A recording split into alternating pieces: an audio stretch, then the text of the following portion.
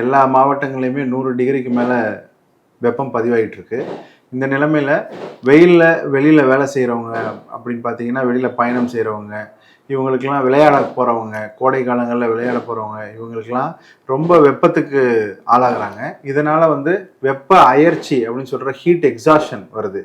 Heat எக்ஸாஷனுடைய அறிகுறிகள் பார்த்தீங்கன்னா, அதிகமான உடல் வியர்வை வெளியேறும் பொழுது தலை சுற்றல், குமட்டல், வாந்தி, அதுக்கப்புறம் கொஞ்சம் அதுலேருந்து நம்ம கவனிக்காமல் விட்டுட்டு ஒழுங்காக தண்ணி குடிக்காமல் அல்லது எலக்ட்ரோலைட்ஸ் ஓஆர்எஸ்ன்னு சொல்கிற அந்த ஓஆர்எஸ் திரவம் அது கலந்த எலக்ட்ரோலைட்ஸ் கலந்த தண்ணியை குடிக்காமல் விட்டுட்டா அவங்களுக்கு வெப்ப வாதம்னு சொல்கிற ஹீட் ஸ்ட்ரோக் வர்றதுக்கான வாய்ப்பு இருக்குது.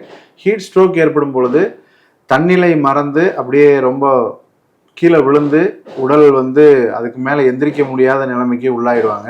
இந்த நிலைமையில நம்ம ஒரு சில நிமிடங்கள் கூட அவங்கள தாமதிக்காமல் அவங்கள உடனே நிழலுக்கு கூட்டிகிட்டு போய் குளிர்ந்த தண்ணியில் அவங்கள அமிழ்த்தி சொன்னப்போனால் ஐஸ் தண்ணியில் அமிழ்த்தி அவங்கள திருப்பி அவங்களுடைய மையப்பகுதி வெப்பத்தை திருப்பி ரிவைவ் பண்ணணும்.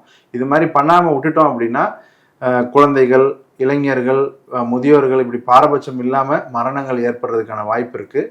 அதனால் இந்த காலத்தில் அதீத வெப்பம் நிலவும் எனக்கு நேரமான காலை ஒரு 10 மணிலேருந்து மதியம் ஒரு 3 மணி வரை வெளியில் செல்லாமல் இருப்பது நல்லது. அத்தியாவசிய வேலைகள் காரணமாக வெளியில் செல்றவங்க கட்டாயமாக தங்களுடைய நீர்ச்சத்தை சரியான முறையில் பராமரிக்க வேண்டும். ஒரு நாளைக்கு 3 முதல் 4 லிட்டர் தண்ணி தேவைப்படும். அதிகமான வெப்பம் நம்ம உடலில் படும்போது வேர்வையே 1 மணி நேரத்திற்கு 1 லிட்டர் அந்த மாதிரி வேர்வை வெளியேறும். அந்த மாதிரி சமயத்தில் ஒரு நாளைக்கே நமக்கு கூடுதலாக கூட தண்ணி குடிக்க தேவை இருக்கும்.